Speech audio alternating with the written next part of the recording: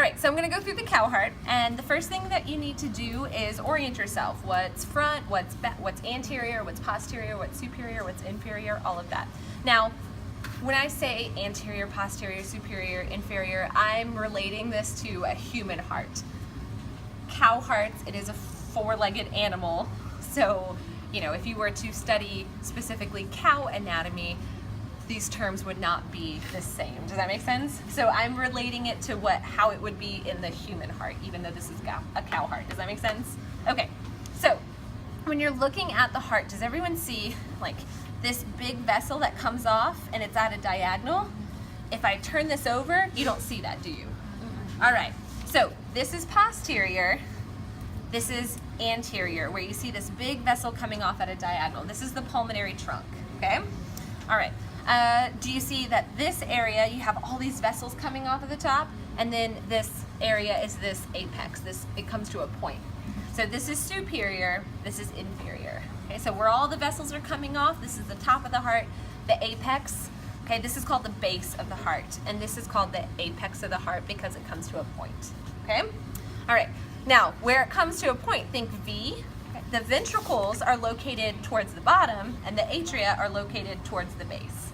So ventricles towards the apex, think V, ventricle, atria or towards the base, okay? Now those terms, atria and ventricles, those are the cavities that contain the blood within the heart, okay? Remember I said there are two primary circuits. We have the systemic circuit and the pulmonary circuit. When you think systemic circuit, you're gonna think the left side of the heart. When you think pulmonary, you're gonna think the right side of the heart, okay? There is a left atria, which is the cavity at the top. There is a left ventricle, which is towards the apex. There is a right atrium, and there is a right ventricle, okay? Atria for plural, atrium for singular. Is everyone with me so far?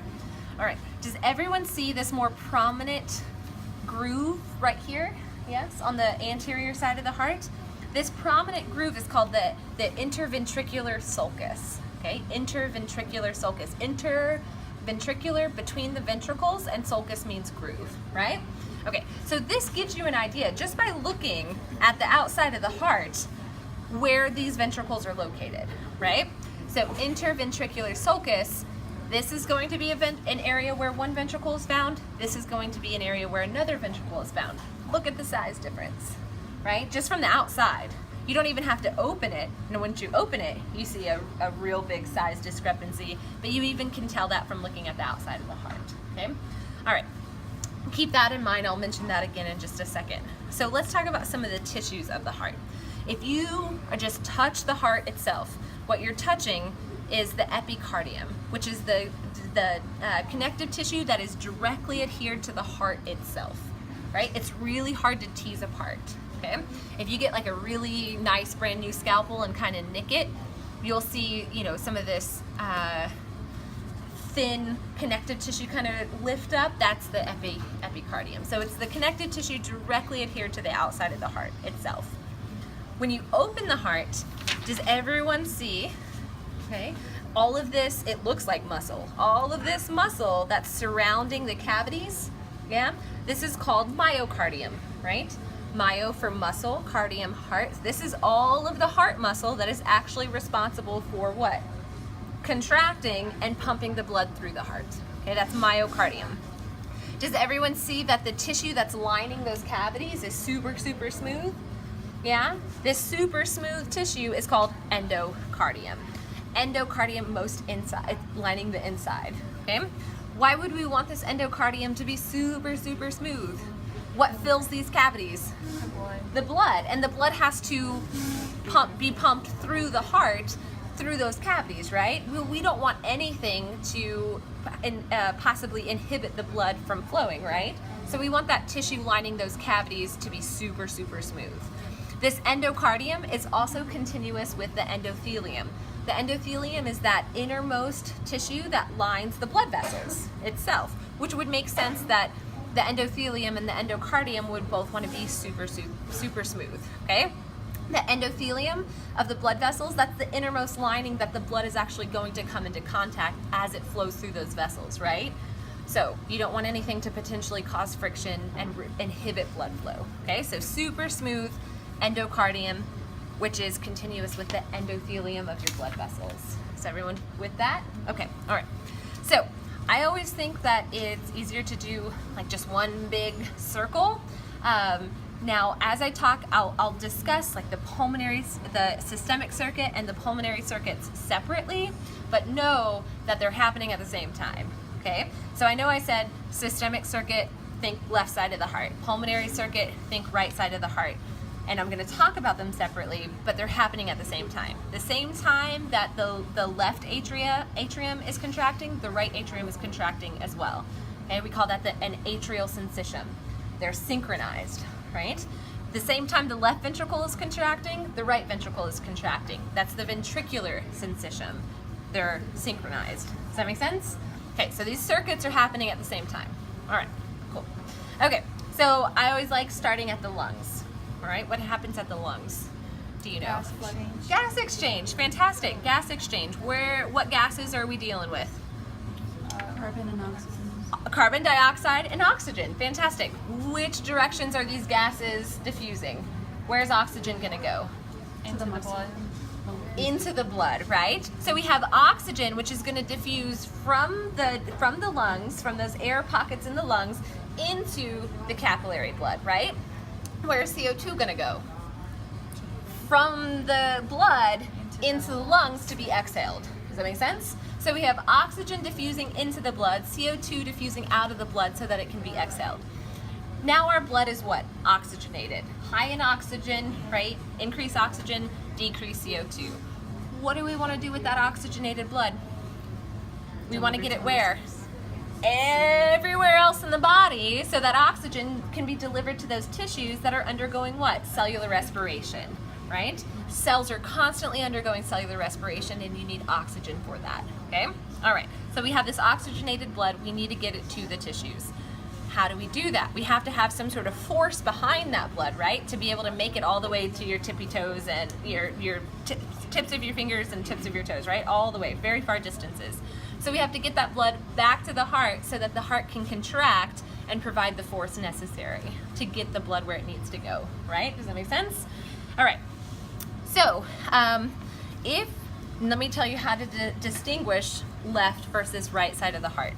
So, you can even tell, okay, if you're looking at the heart, if you know that this is the bottom, this is the top, and this is anterior, this is posterior, and if it would sit in the chest like this, you can tell right away that this is the left side, this is the right side, just by being able to orient it within the thoracic cavities. Does that make sense?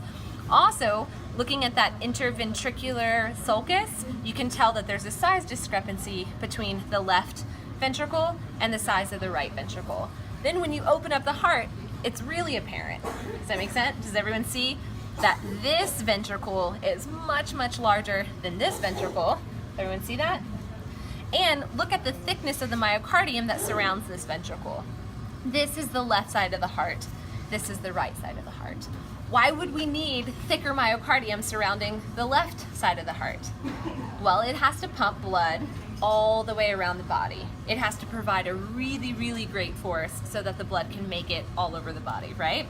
Okay, so that's why the left side, it's a larger cavity, but also that really thick myocardium that surrounds it, okay? Because you have to generate enough force for that blood to make it all over the body, right? The right side of the heart deals with the pulmonary circuit, right? Well, look at the thickness of the myocardium surrounding the right ventricle. It's much thinner than that surrounding the left, right? Where's the lungs located in relation to the heart? Where are the lungs located? On either side. Just lateral to it, right? The heart sits right on top of the diaphragm, and on both sides, lateral to the heart, you have the lungs. The lungs are right there. They're in the same cavity and they're just right next to the heart. So you don't need to have a really great force to pump the blood just next door. Does that make sense? Also, delicate pulmonary capillaries, delicate lung tissue, you don't want to have that great of a force. Does that make sense? So because the lungs are located just right next door to the heart, you don't need as thick of myocardium surrounding it. Does that make sense? So this is the left side of the heart, this is the right side of the heart, all right? Okay, so that oxygenated blood is going to come from the lungs through what's called pulmonary veins, right? So here, does everyone see this little kind of wing-like structure on the front? And then on the back, you also see this wing-like structure. Those are called auricles, and auricles help expand the volume of the atria, okay? Because if you look, when I open up this heart, it's pretty much all ventricles right there, right? Where are the atria located? They're all the way up at the top. So in order to expand the capacity, volume of the atria, we have these auricles that help expand those atria. Does that make sense? Okay, so if we know this is the left side of the heart, this is the left atrium, right? This is the left atrium. Any of these holes or vessels that are coming in from the left side, and look, I can put my finger in, and what am I pumping? The left atrium, right? This is pulmonary veins. Does that make sense? These pulmonary veins are bringing oxygenated blood from the lungs to the right atrium. Left atrium. Sorry about that. I will interchange those. Usually I just catch myself. The left atrium, okay? This is where I like to talk about the best definition of an artery versus a vein. A lot of students will automatically think, oh, it's an artery, it's carrying oxygenated blood. Oh, it's a vein, it's carrying deoxygenated blood. Well, this is an example of where that's not true. The best definition of an artery is that it carries blood away from the heart. AA, arteries away. Veins carry blood to the heart, right? So these pulmonary veins are bringing oxygenated blood from the lungs to the left atrium, right? So this is an example of veins carrying oxygenated blood.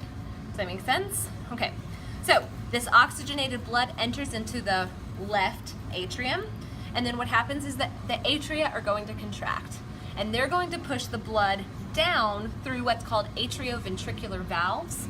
Okay, atrioventricular because it's between the atria and the ventricles, okay? And valves because it's a flap-like structure which separates, okay? All right, so if let me see. Okay, so pulmonary veins, left atrium, and then if I open it, see where my finger is coming out? Yes, does everyone see where my finger is coming out? All right, does everyone see that flap-like structure that's surrounding my finger, that flap-like structure? That is an atrioventricular valve, and because it's on the left side, because it's separating the left atrium from the left ventricle, this is called the bicuspid or mitral valve, okay? So the atrium contracts and pushes blood through the bicuspid valve into this left ventricle, okay? Now, does everyone see these little strings attached to the valve? And do you see where they're anchored to the wall of the ventricle? Does everyone see?